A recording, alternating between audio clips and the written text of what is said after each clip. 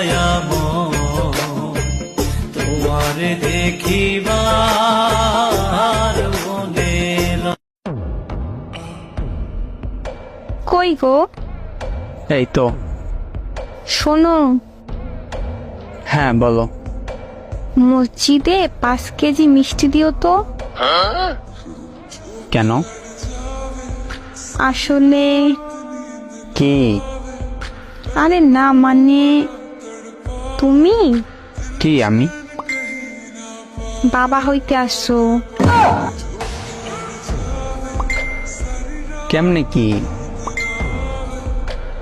আরে কেমনি কি মানে? আমি তো কিছুই করি নাই।